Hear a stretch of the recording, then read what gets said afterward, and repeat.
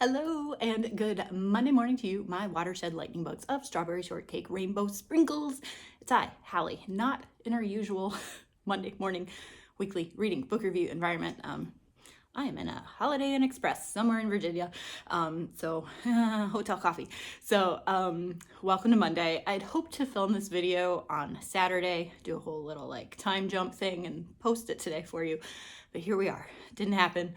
It's Monday. I'm on the road, headed to New York with Nathan's paintings. Yay! So anyway, I did manage to read some books this week and I packed them. Just so I could talk to you. So here is what I read this week. The first one I read for book club. I'd read it when it came out, got to read it again. So glad I did. I loved it as much as my first read. The brilliant, The Unmaking of June Farrow by Adrienne Young. You can obviously see I came up with a lot of discussion questions, a lot of beautiful passages. Her writing is just so juicy, is a tacky word to say, but it's just gorgeous and atmospheric and evocative and sucks you in. It was an amazing discussion. We got a little loopy trying to figure out the timelines and the curse and all the things. So Adrienne, if you're listening, here are some book club remaining questions for you. Did Esther and Margaret go backward or forward? Why did Susanna pick 1911? Do June and Eamon have graves in Jasper? Can Caleb go through the door, or is it only women or only the firstborn? Why the curse, and where did the necklace come from? Otherwise, it was absolutely everyone loved this book. No complaints, but we were left with questions and agree we wouldn't have minded it if it was as long as the Addie LaRue one. We could have taken more, Adrienne. This was just so wonderful. Okay, the next one I read, this is News of the World by Paulette Jiles. I had gotten this as a blind date with a book at one of my favorite indies, Malaprops in Asheville, many moons ago. And I agree with most of the description that was on it. The only thing that was not accurate was that it said magical. So I kept waiting for some sort of speculative fiction element. And maybe whoever wrote up this blind date with a book just meant wow, this book was good. So this was another Western. A older man, he's 70 something, travels around mostly Texas, reading from newspapers because of course there's, thank God, no Twitter or X or whatever. There's no social media and not everyone can read and not everyone gets the paper. And so he picks out stories of London and India and all these things that are just imagination evocative, avoids the political stuff so nobody gets in a fight or shoots him. And so it was great.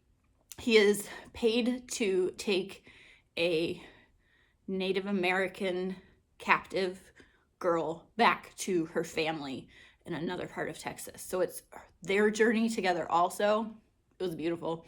I might have cried once or twice, but it was absolutely well written.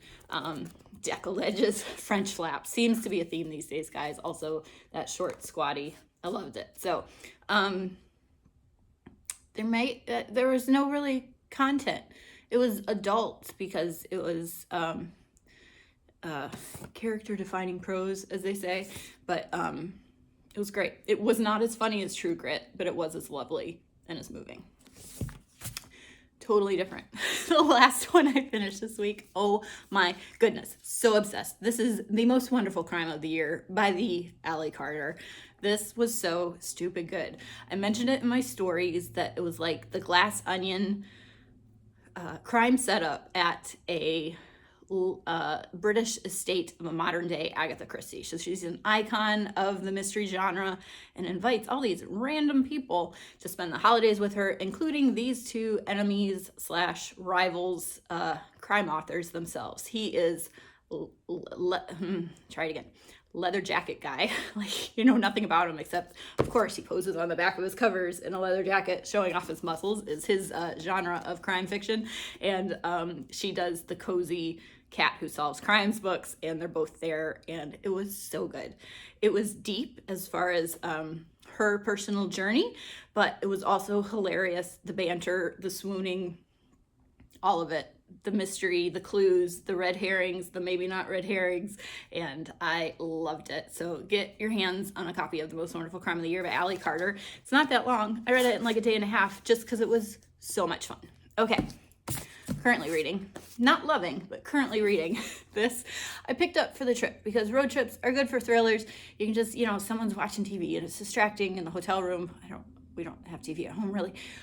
So anyway, this is The Party by Natasha Preston. She's apparently written a crap ton of YA thriller mysteries. I just, of course, got this I saw it in a book email because I'm on too many book list emails, and loved the cover. And it's a group of high school, British boarding school kids who no one knows where they're going for spring break, and they're going to spend an epic weekend at this abandoned castle that one of the girls' families is renovating into apartments. And there's mysteries, and they're kind of dying off one by one, and we're trying to figure out why, and it's okay.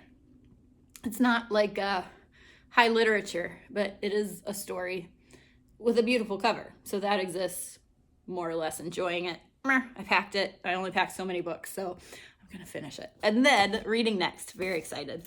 This is Claire Jiménez, What Happened to Ruthie Ramirez. I got to meet Claire when she came to Writeshare summer camp. For those who don't like the outdoors, they had to catch your phrase. Anyway, she came to my local indie bookstore writing conference this summer, and I'm looking forward to this. So it's another family saga mystery, but also Claire is from Brooklyn and Staten Island, which is, you know, more or less the direction I'm headed. So looking forward to finally reading this beautiful book. So that's what I've got, guys. Coffee cheers to you from the road, and let me know what stories you've been reading, loving, enjoying. I'm also, because Dad is driving the giant art van, we were listening to Harry Potter #1, and it was his first time listening to the audiobook. So God bless Jim Dale and his Pushing Daisy's heart. He's just so good, so good. I tried to listen to the French Harry Potters once. Whew, they were intense. The screeching when the dude did the voices was a lot. So anyway, here's to you, Jim, and I'll talk at you guys later. Okay.